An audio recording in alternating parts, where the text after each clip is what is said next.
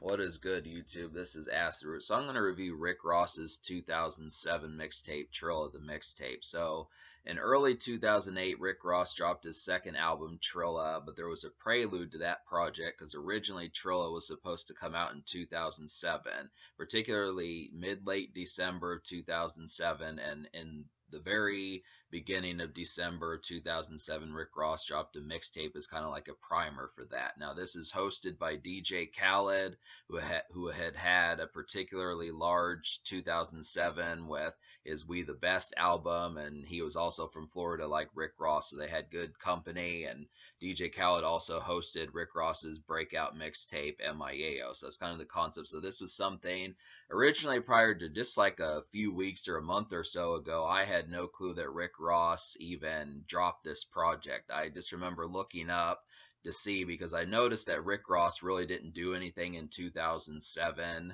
and he dropped two projects in 2006.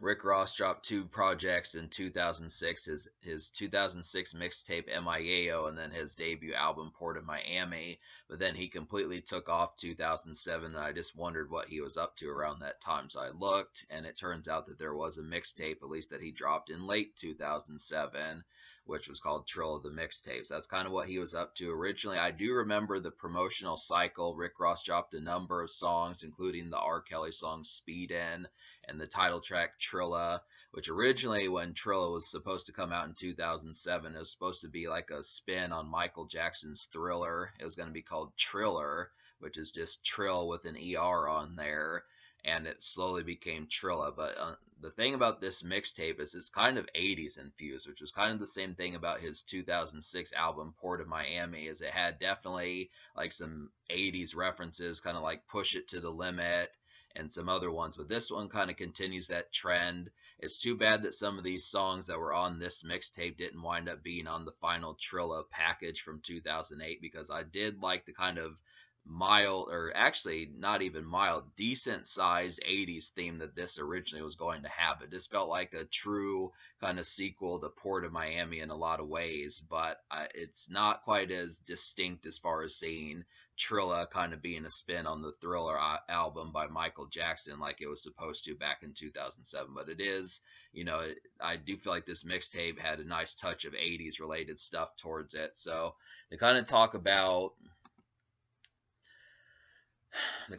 some of these things on here, I do kind of feel like there's not really any singles on this project, but there are some decent freestyles, and there's just not an overabundance of new songs. I mean, I would have to say that there's the thing about this project is it has a lot of songs that are on other projects, and especially on Trilla the album, like It's Me, Japanese Denim, Speedin'.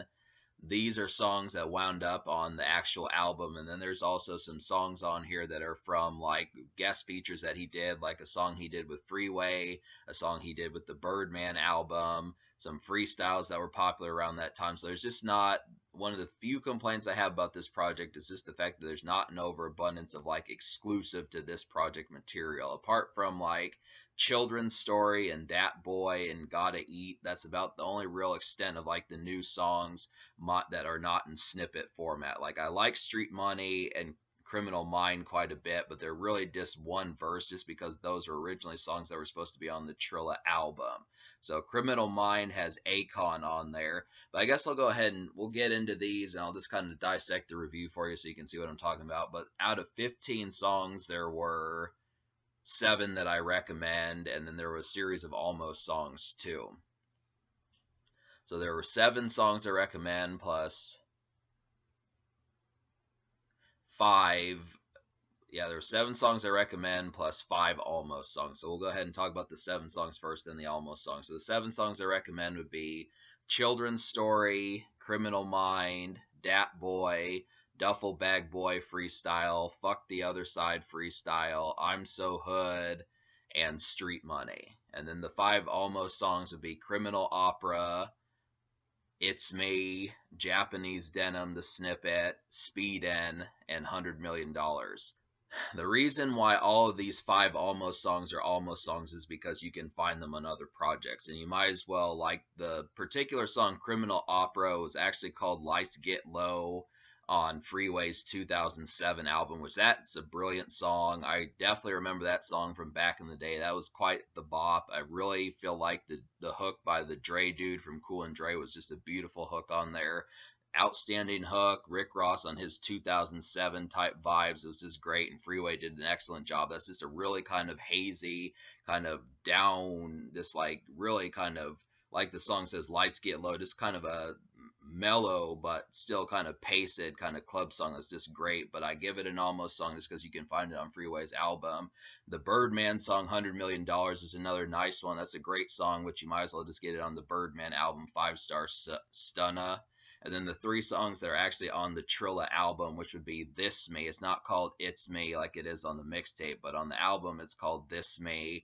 Japanese Denim is called All I Have in This World, and then Speedin' was just the single that dropped in 2007 that was from the early promotional run and then wound up on Trilla also. So those songs are just on Trilla, so you might as well just get those. Just get the album Trilla for that. But that's the almost songs. Talk about these 7 songs I enjoyed. Like, I really felt like Akon delivered an outstanding hook. And I remembered this song from back in the day when I was surfing the internet and stuff. I remember Criminal Mind with Akon. I was like, damn, why did Rick Ross not throw this song on Trilla? Because I felt like he had such good chemistry with Akon on the song he did with him on Port of Miami, which I forget what that one's called. Cross That Line. That's what that one's called. Cross That Line was such a great one, and to have a sequel to that and kind of see what was going to happen was outstanding. Akon really nailed it, and this song, despite the fact that you only get one verse, like DJ Khaled runs back the song a couple times, so that's why it's 2 minutes, but it really would only be like 40 or 50 something seconds if it was just the way that it was intended once you let the song play. And it kind of reminds me, I think what the song was going to be was this kind of more of like a very similar to Cross That Line. It's kind of another sultry, kind of depressing, kind of club type number, in the same kind of like filtered out and just kind of like fed up with the thug life type style of like Cross That Line and that type of stuff. At least in terms of the production, that's what I got from it. But it was a pretty kind of nice, depressed kind of club type song on there. And Dat Boy really had some excellent energy. This has Briscoe and Birdman on there also. This one kind of felt like a rave Rick Ross song. This was kind of like a Rick Ross song for like raves and kind of dance clubs in a lot of ways. It felt like a Rick Ross song for raves and dance clubs and that type of stuff, which is something that Rick Ross doesn't oftenly do. So it's just kind of the context of being able to get like a nice dance club and rave type song. Definitely has a pretty paced and just really kind of energetic and kind of manic kind of beat, which I really liked.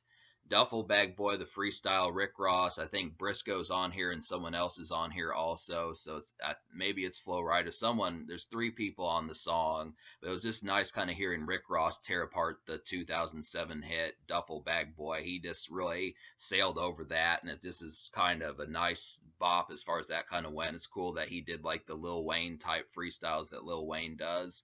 Fuck the Other Side's another good example of that. I want to say that was on DJ Khaled's We the Best album, which Rick Ross did a nice job with that too. It has a real kind of slinky beat on there.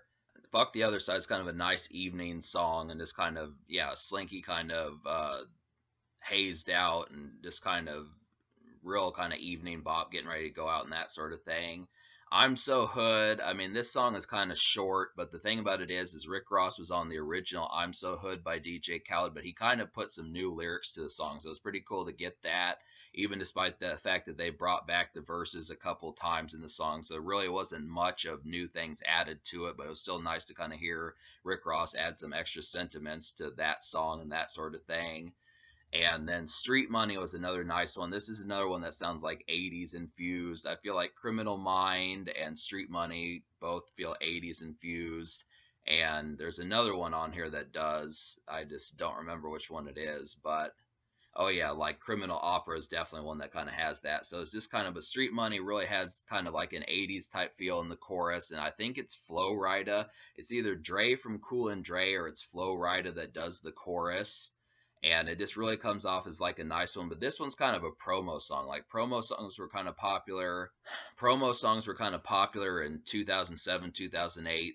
late 2000s and stuff. And this is a good example of kind of like a date night song, but just kind of in like a street and hustler type setting and that sort of thing. So it just kind of works as that sort of sense, kind of like a more fashionable kind of club night, but just not quite as much of a dance club and a night venue type stuff where you're just getting drinks and VIP, but just kind of more flashy, just dressed to impress, that type stuff in that sort of sense. But I did like Street Money, especially like the chorus on there. I really would have liked for these songs. I was almost kind of disappointed that Criminal Mind and Street Money were not the completed songs like they should have been, because I think originally Rick Ross was going to throw these songs on Trilla, but he wound up scrapping the idea behind that, and then we just never got these songs. It's only happens twice. It only happens with Criminal Mind and Street Money, but I was just kind of underneath the context. I would have liked the completed version of those songs. I'm not even sure if they're available on YouTube even today, so they might just be lost somewhere in Rick Ross's archives, but I would like to hear the completed versions of these.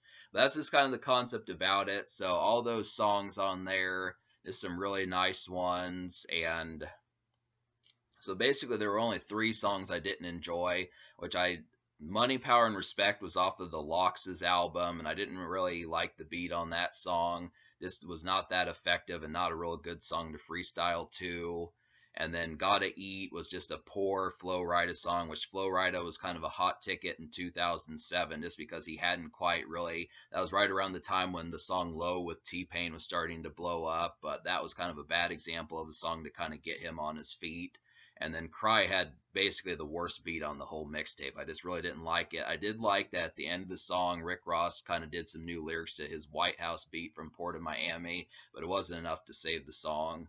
So that just kind of happens to be the thing. So me liking 7 songs out of 15 plus the 5 almost songs, which is actually like 4/5 of the project, I just would have to say I'm going to give this mixtape like a 7.25 out of 10. I feel like that's good enough, just because if I would have liked actually 12 out of 15 songs, it definitely would have gotten like a 9.5 or 9.75 or a 10.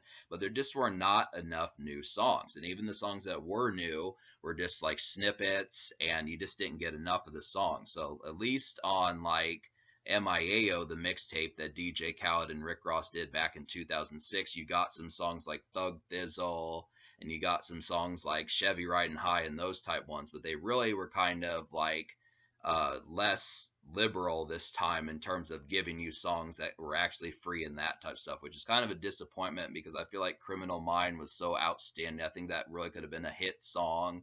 Definitely would have liked to have heard that. And it's the same thing with Street Money. Those are both good. But apart from like Dat Boy, that's really the only song that Rick Ross dropped that's just not on any project that's exclusive to this. And oh yeah, I guess I forgot to talk about Children's Story. That's another one. So Children's Story, this one kind of has like a real kind of gutter kind of beat, and that one's just kind of like a nice.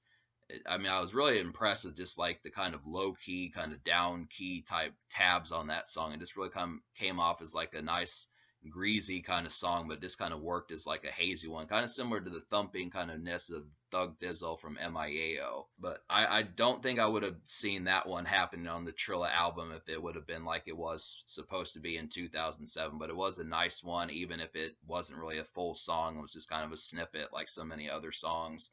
So like I was saying, just the concept that there were not nearly enough songs, and I definitely feel like because Rick Ross took the entirety of 2007 off, I know he had loads and loads of songs that could have happened, but it just kind of felt like they just kind of skimmed through these times and didn't really offer any real true exclamation points as far as like the times as to what he was doing. I mean, I feel like Rick Ross was of course fly as fuck in 2007, and a lot of the guest verses he did kind of made up for it, but there just were not enough songs that kind of were just like a placeholder for that particular time, just because it feels like Trilla was just kind of in 2 packages. I feel like there was the 2007 version of Trilla and the 2008 version of Trilla, which was like songs like The Boss and Here I Am, and some of his more commercial moments like This Is the Life, and some of those 3 songs. But it just kind of, Rick Ross just put some finishing touches, and the Trilla album turned out different than the original 2007 version of Trilla,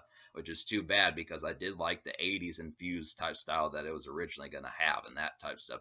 I really wonder what some more of those songs would have sounded like and how much more kind of themes that would have had. But it's just kind of, we just didn't get enough songs to really showcase what Rick Ross was up to in 2007. So 7.25 out of 10. The social score, I'm going to give like a 5 out of 10 just because there are some nice moments on here. But like I said, there's not enough exclusives, not enough full songs, and the freestyles are pretty solid, but it's just not enough to really have as like a complete thing to whet your appetite entirely. I just feel like there needed to be way more new material, and it's really just a teaser of a project. It's just too much of a teaser, I'd have to say. Really, just it whets your appetite, but it doesn't do it with pungentness to really be satisfying for much longer than like a few days or a week or so. It's a good project in hindsight just because there's some good stuff on here, but in terms of original material, it's very trite and just kind of underwhelming. So that's just kind of the thing. But so in terms of the future, like Rick Ross has been gone since late 2021. He's probably going to work on some new stuff, and we'll have to see what's up with it. But I am going to keep reviewing more Rick Ross projects like this, and we'll see some more stuff. So stay tuned for that.